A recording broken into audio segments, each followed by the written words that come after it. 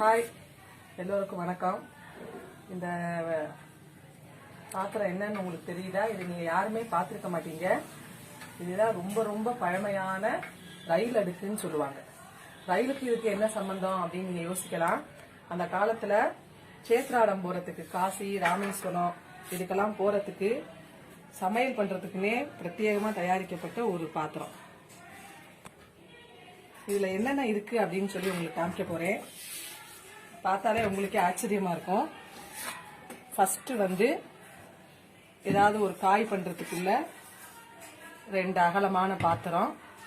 அடுத்து இத சிப்பல் அப்படின்னு சொல்லுவாங்க. இந்த சிப்பல் எதுக்குன்னா சாதம் வடிக்கிறதுக்கு, கஞ்சி வடிக்கிறதுக்கு, அடுத்து காய் வதக்கிறதுக்கு ஒரு சின்ன இழுப்பச்சட்டி, அடுத்து டவரான்னு சொல்றது காப்பி ஆத்துறதுக்கு இல்ல வேற எதுக்காவது யூஸ் பண்ணிக்கிறதுக்கு.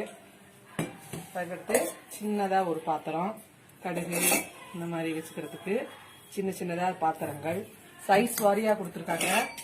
அதே மாதிரி தண்ணி மோந்துக்கிறதுக்கு சின்னதா ஒரு சொம்பு, அதுக்கடுத்து கூட்டு,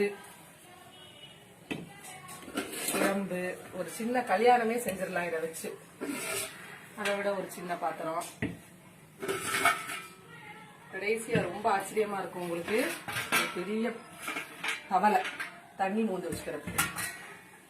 இதை விட ஒரு ஃபேமிலியே இதை வச்சு ரன் பண்ணிடலாம். ஆனா அது ஃபுல்லா ஒரு சின்ன அடுக்குலயே காம்பாக்டா ஒரு பெரிய இன்ஜினியரிங் ஸ்டூடெண்ட் கூட யோசிக்க முடியாத அளவு அந்த காலத்துல ரொம்ப அழகா பண்ணிருக்காங்க. எதுவுமே டிஸ்லோகேட்டே ஆகாது.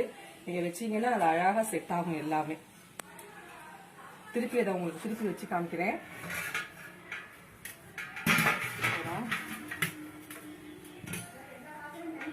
எல்லாமே தனித்தனியாக செட் பண்ணிக்கிறேன். 2 1 2 3 4 5 6 7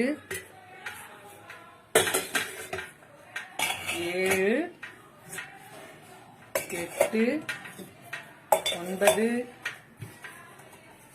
10 சிப்பல் 11 12 13 14. 2 in 1 கேள்விப்பட்டிருக்கீங்க. 14 in 1 அப்படிங்கிறது இதுதான்.